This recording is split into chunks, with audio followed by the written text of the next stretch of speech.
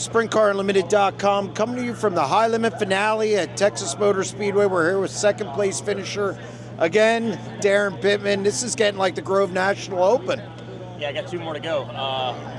Yeah, I mean, it's still not the National Open at the end of the day. I mean, this is a big race and obviously a lot of money on the line, but yeah, I mean, we're close. We just haven't been, I feel like that's really 3 nights out of the 4 that I maybe just didn't seal the deal. Tonight we obviously lost the start, never really had the lead, but had a really, really good car and felt like that was the best car we've had yet since we've been here. And so encouraged by that, but you know, we still got beat, and it's always tough to win these races. And Rico is, with Ricky Warner, they've been incredible the last couple of years.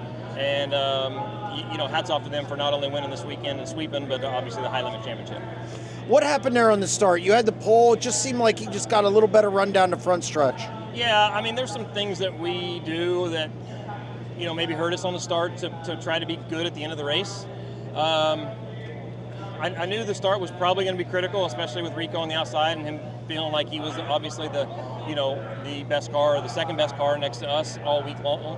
And the bottom was still really greasy. So honestly, I just sort of hesitated on, you don't want to get called for jumping. And Rico obviously learned something from the dash start. He kind of laid back just a little bit more than he did there. And so I knew he timed it a little bit better and left a little bit before me. And that's not a jump, that's not what I mean, but it's just, I just kind of put myself in a bad spot, didn't do my job as good as I should have, kind of got my left rear in a little bit of grease and sort of spun and had to kind of chase the throttle for just a split second. And, you know, that's all it takes is, you know, he had, you know, a half a car width on me at the flag stand, and then he was able to get his, you know, basically took the air off my nose going into one, and that was it. And so then at that point, you just go into chase mode rather than, you know, trying to just log laps and be in defense mode. Got beside him a few times in traffic.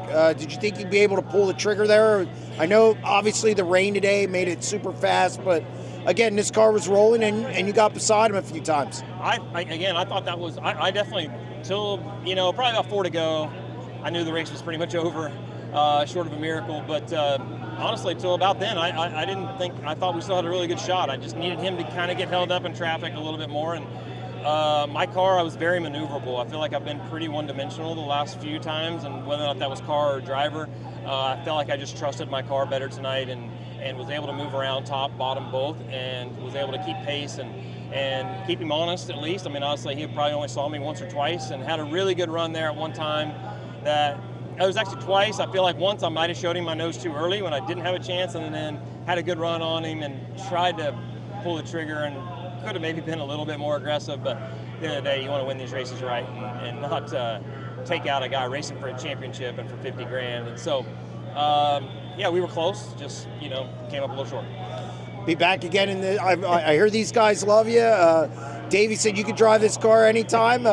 Coming back next year, National Open, some other big races. Well, hope so. I asked Don earlier tonight. I said, hey, you know, this is our last race. Do I need to take my seat out and take it home or what? And he said, well, you can leave it in. We'll talk about it. So honestly, nothing's even been discussed for next year. But I enjoy driving the car. And, you know, if they find somebody that can run more races than me, then I completely understand that. I mean, it's kind of hard for them to base their schedule off of what I can do, which is, you know, really 10, 12 races kind of at most. But hopefully they keep me around for a little bit longer and we can keep running. And hopefully I can get them a national, you know, win at some point, you know, whether or not it be high limit or with the World of Outlaws. We've just been close and just haven't been able to seal the deal.